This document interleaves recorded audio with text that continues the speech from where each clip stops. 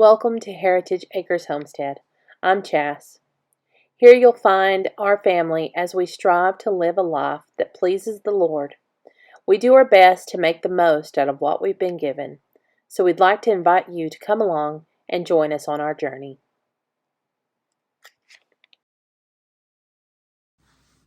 Hey y'all, welcome back. I'm excited that you're here. Today we are going to work on a sourdough pizza crust that is insanely simple. I'm going to show you how I made it. I'm going to show you how I topped ours. And of course you can top yours in any way, shape, form, or fashion that you would like. But I'm going to show you what we've done. And then I'm going to also show you some of our homemade condiments that I make. And the reason I thought that would be helpful is because one of the homemade condiments is what I use on the pizza this time. So if I make a barbecue chicken pizza, instead of a red sauce layer or a marinara layer, I use honey mustard. I don't know why. It's just, I think I had it somewhere maybe, and it stuck with me, and it's super tasty, and that's what we always use now. So I'm going to show you our homemade honey mustard, ranch, and one that we use with any type of Asian food. It's super yummy, and it's something we used to make our own yum yum sauce a good while back, and it was good, but it took a little bit of work.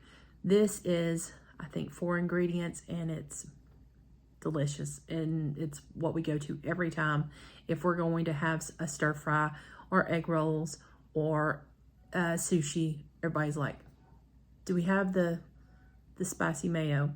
And that's what we call it. So I'm going to show you how we make that. So thanks for being with me, and I hope you enjoy.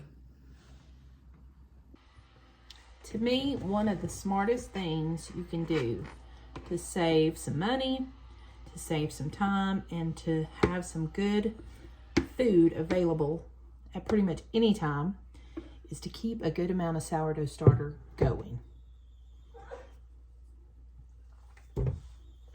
I just poured up a bunch into a bowl. I'm going to go feed my main starter, and then I'm going to get it put away, and I'm going to use this discard or just active starter is what I just keep an active starter going. I know there's a lot of people who talk about discard all the time.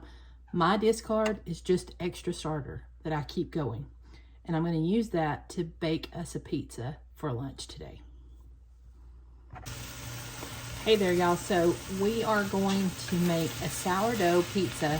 It is so simple and delicious, and by the time you get the crust done, you can have your vegetables sauteed or your meat ready or whatever it is that you're going to put on top. I'm working with a lot of leftovers from the fridge, which is sort of kind of what I do. I look at what we have, and then I try to go from there and pick out, okay, this is what I've got. Let's make something with this. So what I've got in the pan, I'll show you in a minute, but I have some purple onion, some sweet bell peppers, those little minis. I had finished off a bag of those, chopped them up, some mushroom, garlic, olive oil, and some salt. And we're going to let that just kind of saute and get nice and caramelized, and then we're going to use up the very last bit of our turkey, which I've added some barbecue sauce to. I've got some cheese I'm cutting up, just random bits. I've got some cheddar, I've got some mozzarella, I've got some Gouda. Just chopping up big chunks of that. That's going to go on it. And our crust, I had to pour up some, is our sourdough starter. And the way I'm going to use it might be a little bit new to you, and I hope it is, because I love to be able to teach you new things. But it's so easy to get overwhelmed with sourdough. But I think one of the reasons why we get overwhelmed is because there is a lot of beautiful, science out there in the baking world. There is. And I love it. I like to learn new things. I like to learn why things react the way they do and how they happen the way they do. But I also like simplicity. And I like to be able to do something that doesn't take a lot of brain space, that I can just pull together, that's delicious, that I know is nutritious, because this sourdough starter I fed it about 24 hours ago, so it's been fermenting for 24 hours. I know that it's gotten a lot of the good fermentation in there, and it's going to be our crust. So I'm going to show you how I do that and why I do that. All right, I have my vegetables sauteing here. I have this pizza stone. I guess it's not a stone. It's not a pizza stone. Let me see if I can fix this. Whoa.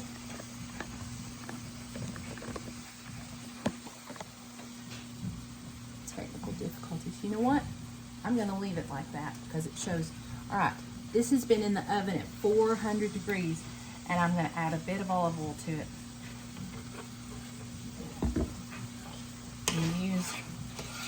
Now, I just made a pizza a few minutes ago, so I'm not using a dirty pan. I just made one. That's why there's a little bit of leftover pizza on there. Since we're making the same thing, I didn't see a reason to go ahead and wipe it down. All right, that olive oil has been spread out. Now, this is straight up sourdough starter that has risen, and I'm pouring it right directly onto my lard pan. Now, this will work with a stone, but it'll also work with some cast iron. Now, I'm going to use this and spread it out.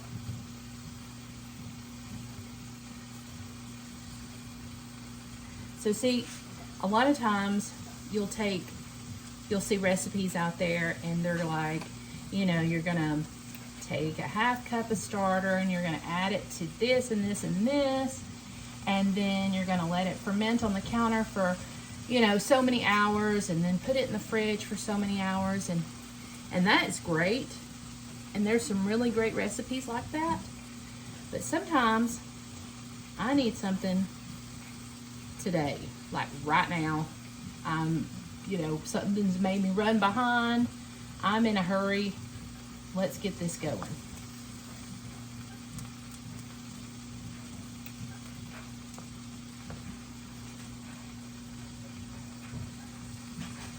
And that's one of the wonderful things why I keep a good amount of starter going at all times. Some may call this a discard recipe, but it's not. It's active starter. And most of what people call discard recipes, most of it I'm using active starter in those recipes too. Just because that's what I keep going on my counter. I keep a lot of it. One, because I do dehydrate some and send it out to y'all. But two, I use it. All right, so see, let's see if I can scoot that over a little bit more so you can see it. I'm going to top it with just a smidge of salt. A little bit of oil. I should have one of those things where I can drizzle it a little bit. You know what? I'm going to wait and bring the oil in once it's done. All right, this is going to go in the oven for probably about 10 minutes. Just to cook all that starter all the way through.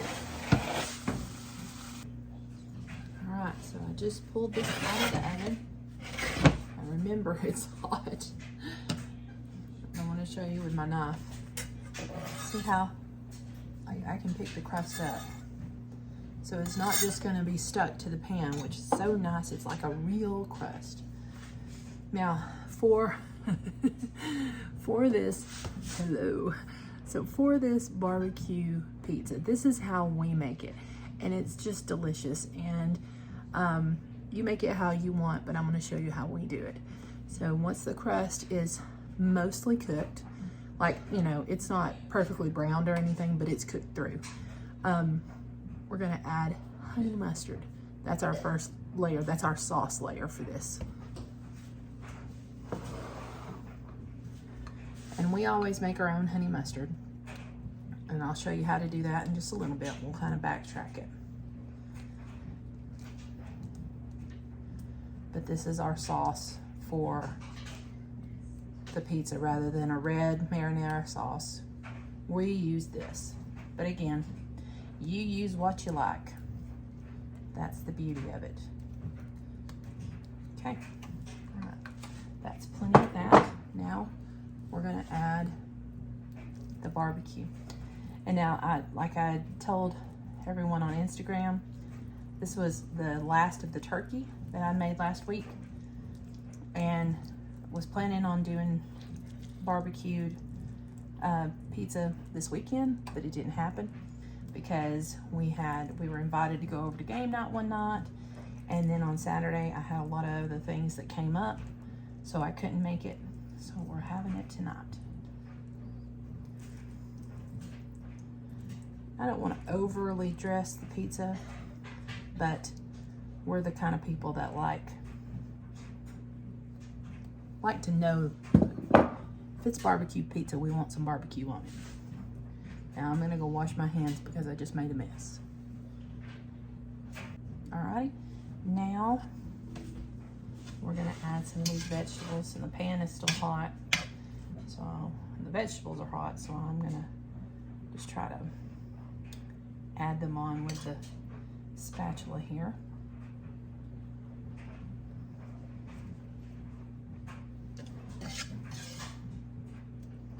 I think I'm only gonna use half because I'm gonna need to make at least one more pizza for us for tonight.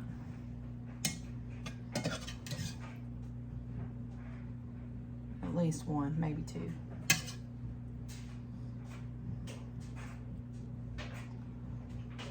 All right, that looks good. Now time for the cheese. And I'm using just whatever we had open in the fridge. And I have just chopped it up, and I've got a little bit of Gouda, a little bit of mozzarella, some Parmesan, some cheddar. We've rarely met a cheese that we don't like. So it's all good. And I didn't shred it. I just chopped it into small pieces.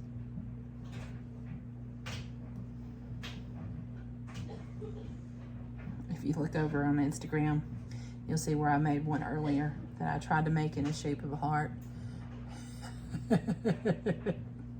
It did not turn out beautiful, but it sure tasted good.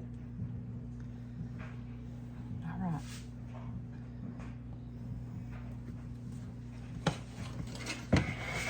The pizza is dressed. It's ready to go back in the oven. And we'll cook that for a good 10 minutes or until the cheese is melted and everything is kind of golden. All right, I'm going to pull it out.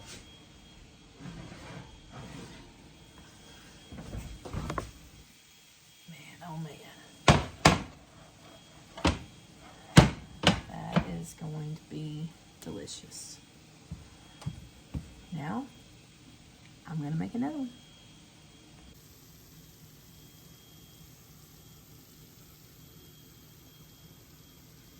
This works just as well in your cast iron. So if you don't have like a pizza stone or a, any stoneware bar pan or anything like that, use a cast iron. It works great.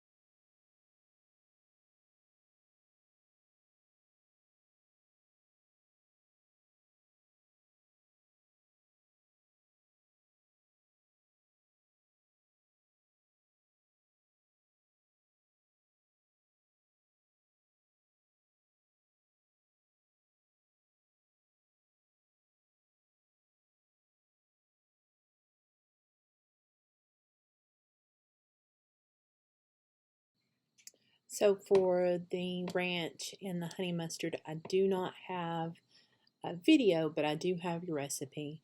Time just got away from me, and I've got lots to catch up on this evening, but I'm leaving you with the recipes, and if you have any questions, please leave a comment, and I will do my best to respond to them as quickly as possible. Thanks, y'all.